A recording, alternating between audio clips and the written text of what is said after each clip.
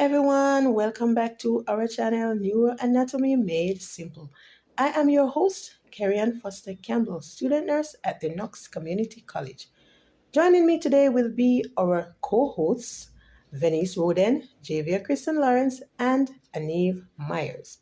So today we will be talking about a very important organ in the nervous system, the brain. Yes, you've guessed it right. So, the brain is very important to us. Without it, we just could not function as effectively as we do. Now, the brain has various structures and, of course, with various functions. So, today we will be looking at some of these structures and the functions that they do. So, don't go anywhere. Sit back, relax, and enjoy Neuroanatomy Made Simple. And don't forget to hit the like and subscribe button. Here we go. Of motor neuron. Dendrites carry and receive information to the soma. Nucleus is responsible for protein synthesis, cell division, growth, and differentiation, while the soma supplies the axon with energy, protein, and other materials, while the axon transmits nerve impulses from the body to the dendrite. The Schwann cell is responsible for manufacturing the myelin sheath that wraps the axon in the peripheral nervous system. The myelin sheath enables nerve signals to be conducted,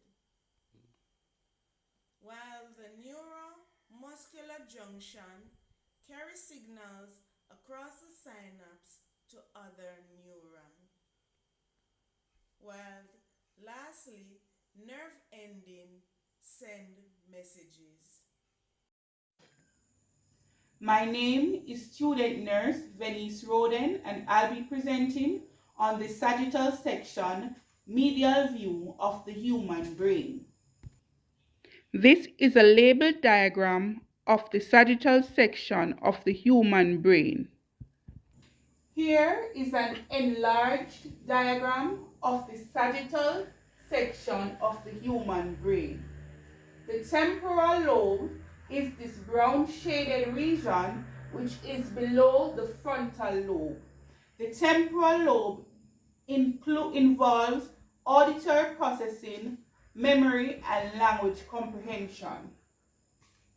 The frontal lobe is this pink shaded region which is anterior to the central sulcus. It involves motor function, executive functions, and higher cognitive processes. The limbic lobe.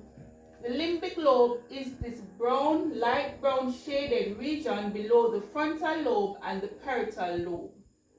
The limbic lobe, comprising the cingulate gyrus and the adjacent cortex, involves emotional regulation, memory formation, and visceral motor activity. The parietal lobe is this light blue shaded area. It is posterior to the central sulcus and superior to the occipital lobe. It involves sensory integration, spatial awareness, and attention. The occipital lobe is this green shaded area. It is inferior to the parietal lobe. Its primary function includes visual processing, and these are the highlight of the lobes of the sagittal section of the human brain. Hi, good morning, everyone. My name is Carrie Foster Campbell, student nurse at the Knox Community College. Now, I am here this morning to enlighten you about some very important structures of the brain, namely the gyri, the sulci, and the fissure. I will be telling you about the differences between these structures. However, before I delve into these differences, I am going to show you a photo of the brain showing the different structures so that when I start explaining, you will have a better understanding of what I am talking about. Okay, so here we go. So these folds or bumps are what we call gyri, right? Right here. These contain gray matter, and gray matter allows a person to control their movement, their memory, as well as their emotion. And the gyri also increase the surface area of the brain, which allows for greater cognitive processing. In between the gyri, there are grooves. They are not so deep. We call these grooves the sulci, right? The sulci are what give rise to the gyri. Then we have some deeper grooves that are called the fissure. Now the fissure give rise to lobes, and the lobe separates the brain into different sections, such as the occipital lobe, the parietal lobe, the temporal lobe, and the frontal lobe. And there is also the longitudinal fissure that separates the brain into two halves, the right and left hemisphere. So that's basically it.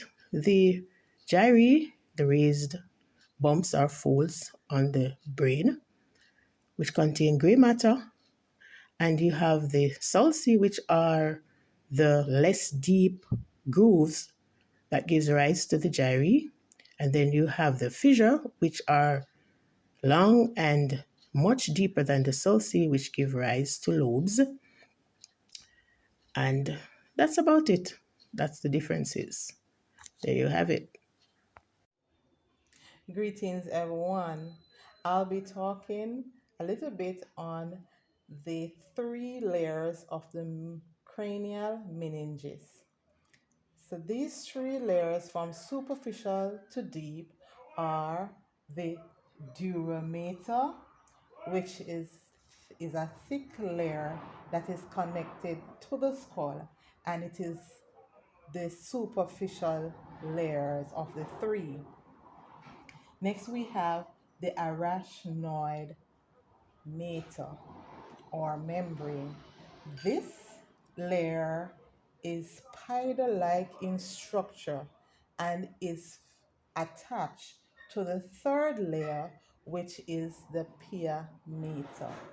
The pia mater contains the blood vessels for circulation in the brain. Now, these three layers protect the brain. From superficial to deep again, we have the dura mater, the most superficial layer of the three. Then we have the arachnoid mater, which is the middle layer, and it is deep to the dura mater. The arachnoid layer is connected to the pia mater layer, which is the deepest of the three. And all these layers protect the brain. This is the end of our presentation. I do hope that you have learned something.